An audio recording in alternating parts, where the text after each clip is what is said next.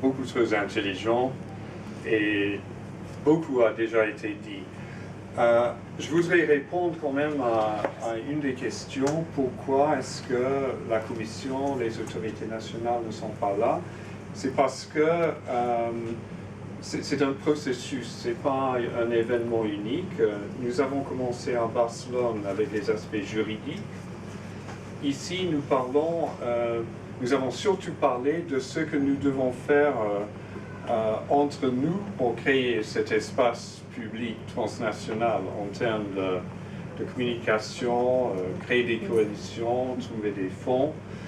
Et c'est à Vienne, le 5 octobre, que nous avons convoqué la Commission et quelques-unes des autorités nationales pour les aspects relations entre les organisateurs d'une initiative citoyenne et les autorités européennes et nationales. Et d'ici là, espérons que le problème lamentable du serveur est surmonté, que d'autres problèmes vont arriver et que nous saurons un peu plus sur le fonctionnement ou le dysfonctionnement du règlement et le fait qu'il y a beaucoup de retard dans la mise en œuvre au niveau national.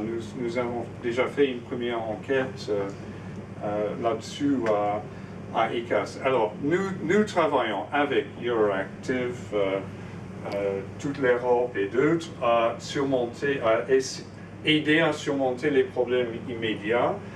Et en même temps, pour ceux qui sont un peu plus pessimistes que moi, il y a l'échéance 2015 où la révision du règlement est possible. Donc il faut que nous parlons tous ensemble, nous échangeons des informations sur qu'est-ce qui doit être amélioré tout de suite, qu'est-ce qui doit attendre la révision du règlement en 2015.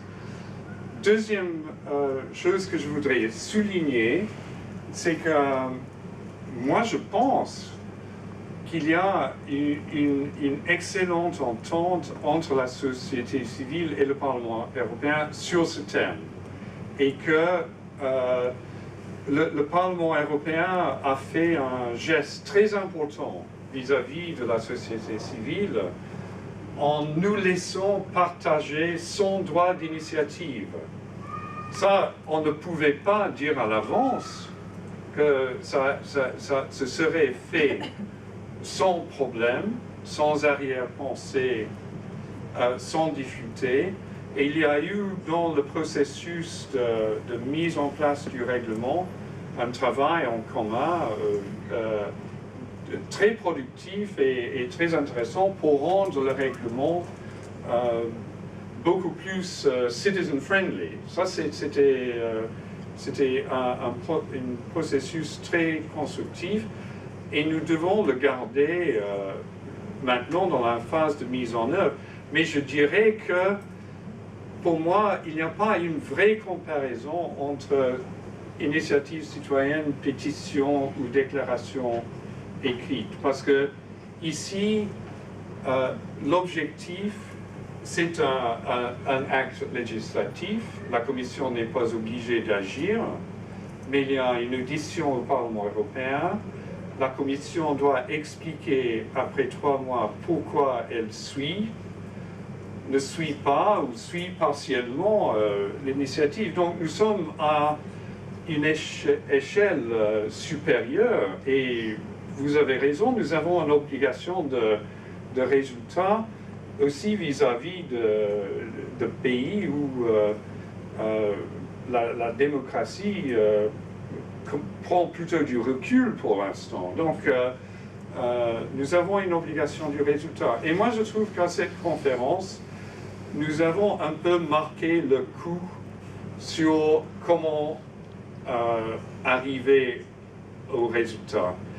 Et c'est très simple. C'est très simple. Il faut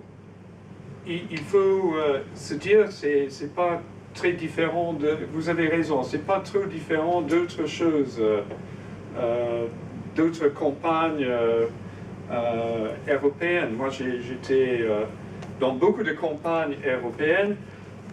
Plus c'était important, plus il fallait prendre au moins une bonne année de préparation pour créer la coalition, trouver les fonds, examiner la base juridique, avoir tous les outils de communication en place. Et ça, je crois que c'est la leçon principale qui sort des groupes de travail, qu'il faut vraiment une stratégie bien réfléchie en amont. Ce n'est pas un instrument sur lequel on peut simplement se lancer. Même si ça ne réussit pas, on peut retomber sur les pétitions, les déclarations écrites, etc. Alors, je crois que à partir de là, un certain nombre de recommandations des groupes de travail que vous avez entendus seront beaucoup plus élaborées dans le rapport et étaient, à mon avis, extrêmement fructueux. L'idée que les institutions européennes pourraient faire plus quand même qu'un simple point de contact, pourraient par exemple mettre une infrastructure fonctionnelle en place avec une aide pour la traduction aussi dans toutes les langues, créer un fonds qui permet à ceux qui ont une bonne initiative en vue de tester, de tester le terrain, de trouver les partenaires, de créer la coalition nécessaire dans la phase préparatoire. Toutes ces idées-là qui n'ont pas vraiment été discutées jusqu'ici dans les conférences à Bruxelles, doivent être beaucoup plus élaborées, approfondies, etc. Actuellement, presque toutes les informations qu'on trouve concernent plutôt la procédure réglementaire, les formalités, mais pas le cœur du sujet. Je voudrais vous remercier tous beaucoup. Moi, j'ai trouvé que les questions, la participation dans les groupes de travail et les participants réunis par cet événement, par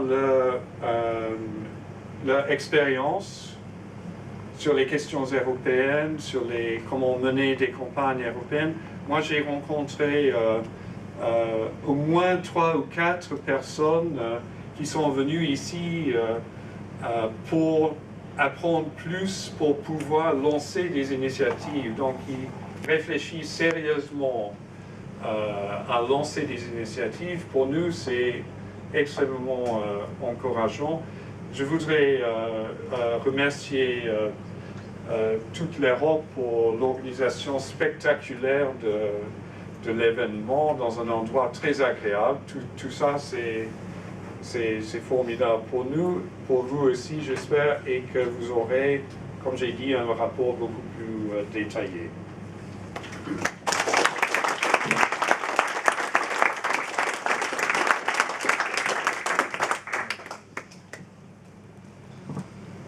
Alors moi aussi, au nom de toute l'Europe, on souhaitait remercier plus particulièrement Tony Venable et ses collègues d'ECAS, mais aussi tous les intervenants qui étaient aujourd'hui ici à la plénière de ce matin, également de ce soir, et aussi des best practices.